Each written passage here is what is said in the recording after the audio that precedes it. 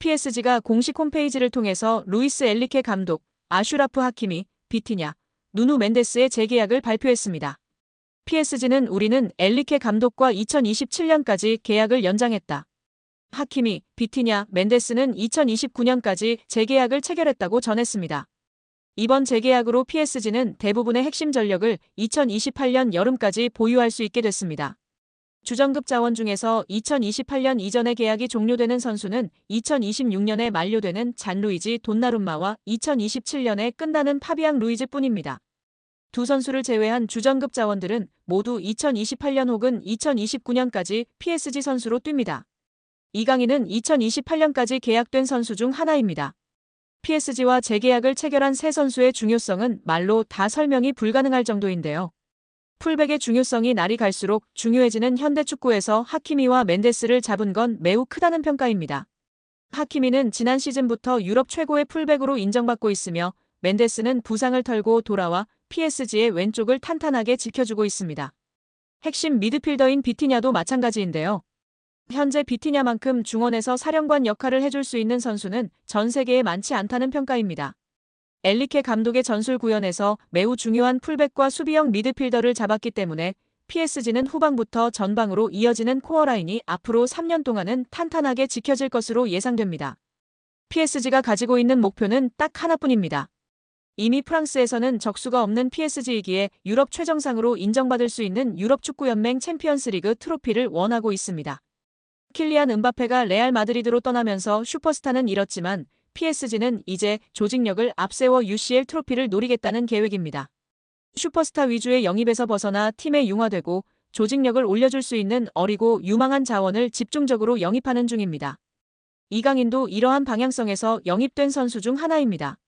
핵심 자원들을 모두 붙잡았기 때문에 당분간 PSG는 전력 유출에 대해서 크게 걱정할 거리가 사라졌습니다. B클럽들에게 있어서 핵심 선수 지키기는 매우 스트레스 받는 작업 중 하나지만 PSG는 전력 보강에만 집중할 수 있는 환경을 마련한 셈인데요. 엘리케 감독의 힘을 실어주기 위해서 2027년까지 재계약한 것도 이러한 방향성의 일환입니다. PSG는 여전히 스트라이커 자원이 약하다는 평가를 받지만 엘리케 감독은 제로톱 전술로 밀고 가는 중입니다. 최근에 우스망 덴벨레가 새로운 역할에서 기량이 터지면서 PSG의 걱정을 덜어주고 있습니다. 이강인과 함께 UCL 트로피를 노리려는 PSG의 계획이 차근차근 진행 중입니다. 올 시즌 이강인은 PSG에서 팀 내 득점 순위 3위에 올라와 있습니다. 우스만 덴벨레와 브래들리 바르콜라를 제외하고는 이강인이 가장 높은 득점력을 뽐내고 있습니다. 미드필더 포지션도 함께 수행하기 때문에 득점 순위 3위는 놀라운 기록입니다.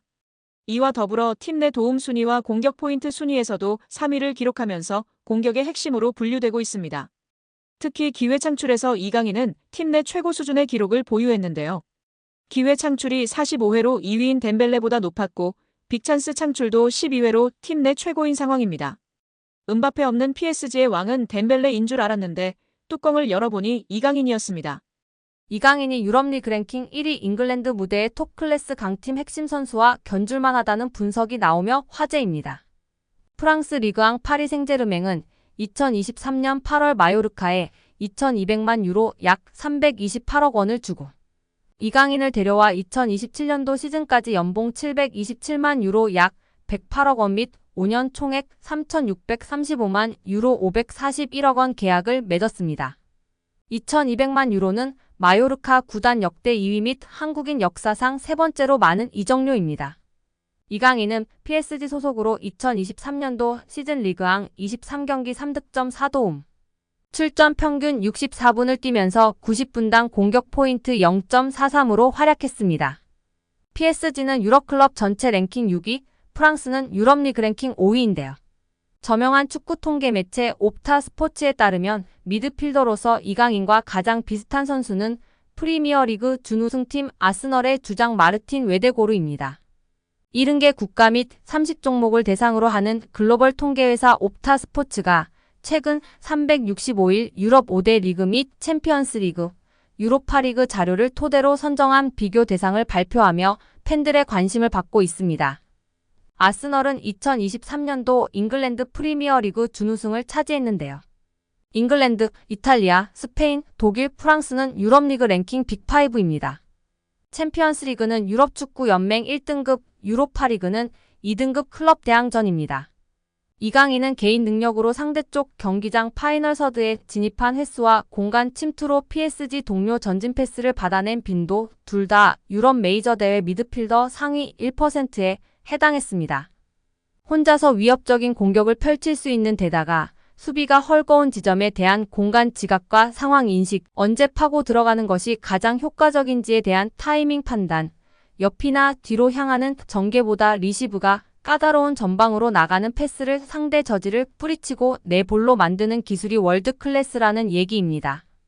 따라서 이강인이 페널티 박스에서 단독으로 들어간 횟수가 최근 365일 유럽 5대 리그 및 챔피언스 리그 유로파 리그 미드필더 상위 2%라는 어마어마한 결과가 나왔습니다. 파이널 서드 태클 합계 또한 상위 2% 안에 든다는 데이터는 상대 진영부터 적극적으로 수비하려는 마음가짐 부족이 이강인 단점이라는 지적은 이제 현실과 맞지 않다는 것을 알게 해줍니다. 파리 생제르맹은 2023년도 시즌 프랑스 리그앙 우승, 프랑스 슈퍼컵 우승, 프랑스 축구협회 컵대회 우승, 유럽 축구 연맹 챔피언스리그 4강 등 좋은 성적을 냈습니다. 이강인은 라이트 윙, 레프트 윙, 레프트 윙백, 중앙 미드필더, 폴스 9 등 서로 다른 5개 포지션에서 공격 포인트로 골에 관여한 것이 인상적입니다. 공격형 미드필더까지 전술적인 요구나 선수단 상황에 따라 5가지 역할을 소화하며 파리 생제르맹에 헌신했다는 평가입니다. 리그앙 포지션별 출전 비율을 보면 모든 부문이 8% 이상입니다. 급하게 잠깐 맡은 정도가 아니라 감독 이하 코치진이 진지하게 다양한 임무를 부여하고 실행을 요구했다고 볼 수 있습니다. 출전 및 결장 대비 90분당 득실차 6위 역시 주목할 가치가 충분한 기록인데요. 이강인이 뛸 때의 긍정적인 효과 및 벤치를 지키거나 명단에서 제외될 때 부정적인 영향을 합산하면 리그앙에서 6번째로 존재감이 큰 선수였다는 얘기입니다. 이강인과 같은 통계를 보인 마르틴 웨데고르는 지난 시즌 잉글랜드 프로축구 선수협회 프리미어리그 베스트 11 및 유럽축구 간행물협회 올해의 팀에 잇따라 이름을 올리며 능력을 인정받은 선수입니다. 또한 2년 연속 아스널 구단 선정 MVP로 뽑혔습니다. 기량적으로 직전 1년 제일 유사한 빅리그 선수가 마르틴 웨데고르인 것은 충분히 기분 좋은 칭찬으로 볼 수 있습니다. 세계적인 강호 PSG에서 앞으로도 꾸준히 빛난다면 이강인은 여러 개인 수상을 통해 기량뿐 아니라 국제적인 입지 역시 비교될 날이 올 것 같은데요. 앞으로도 부상 없이 맹활약하길 기대하고 응원하겠습니다. 여기에 신문선 후보는 이날 취재진과 마주해 정몽규 후보는 애초에 자격이 없는 사람이라고 주장했습니다. 신 후보는 정몽규 후보가 협회 정관 제29조 제2항 7호의 후보 결격 사유에 해당한다고 봤습니다. 협회 정관에 따르면 사회적 무례의 협회나 대한체육회 및 그 회원단체로부터 징계는 받지 않았지만 임원의 결격 사유에 해당하는 유사 행위 등 그 밖에 적당하지 않은 사유가 있는 사람은 협회의 임원이 될 수 없다고 명시돼 있습니다. 신문선 후보는 정 후보가 문화체육관광부에서 발표한 협회 특정감사에서 중징계 문책 요구를 받았다는 사실을 짚으며 정 후보는 대한축구협회장 선거 후보자 자격이 없음을 스스로 인정하고 더 이상 회장 선거가 파행되지 않도록 결단 내려달라 요구한다. 협회는 중앙선관위 위탁이 되지 않는다면 선거가 투명하고 공정한 절차로 진행되도록 축구계가 인정하는 객관적이고 중립적인 인사들로 선관위를 재구성할 것을 요청한다라고 외쳤습니다. 한편 취재진 사이에선 김태규 대한배드민턴협회장도 사회적 무리로 인해 후보 결격자 판정을 받았다. 정몽규 회장에게도 같은 판정이 나와야 한다고 보는지라는 질문이 나왔습니다. 이에 신문선 후보는 국민들을 대상으로 누가 더 사회적 무리를 빚었나라는 여론조사를 해보자. 여론조사를 한다면 아마 정몽규 후보가 23배 정도 높을 것이다라고 꼬집었습니다. 또 신문선 후보는 만약 정몽규 회장이 당선된다면 문체부가 승인할까라고 되물으며 결국 검찰 수사 과정까지도 치닫지 않겠느냐라는 생각이다.